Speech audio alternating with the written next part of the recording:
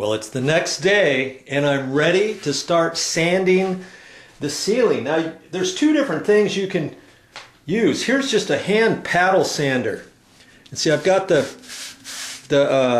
little pad on here, folded it over like that, and I can use that. And I may get up there and use that around the edges and in different places where I want to get into some tight areas. Okay, and another thing you can use is a swivel head.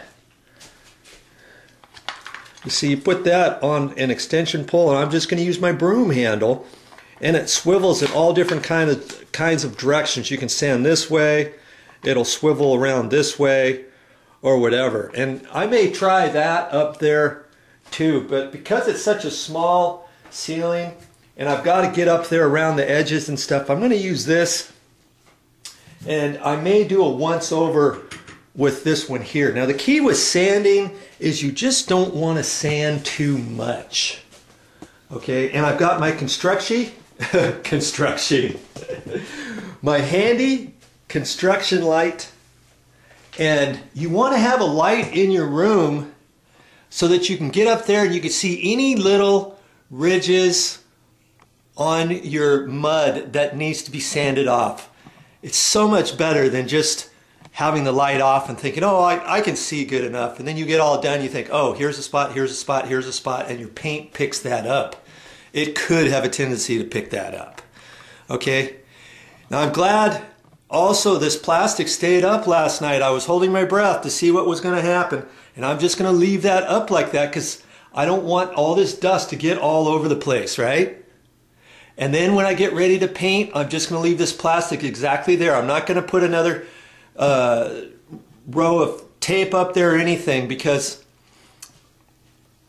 I have to cut in all of the walls now, as I explained before. So I'm just going to leave that right there, and once I sand, I'll get up there with a broom and kind of sweep it down to a certain extent, and I'll let the dust kind of settle for a while. Then it's time to start priming.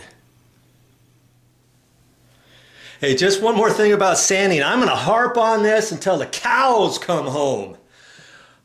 The key with sanding is you just want to do it lightly and make sure to get the edges off and stuff. You don't want to sand and sand and sand thinking the more you sand, the smoother it's going to get. No. If you do that, you're going to take off all of your sheetrock mud that you just put up there, and then it's going to get down thin and you're going to see your tape lines and your imperfections below that. Okay, so just be careful when you're sanding.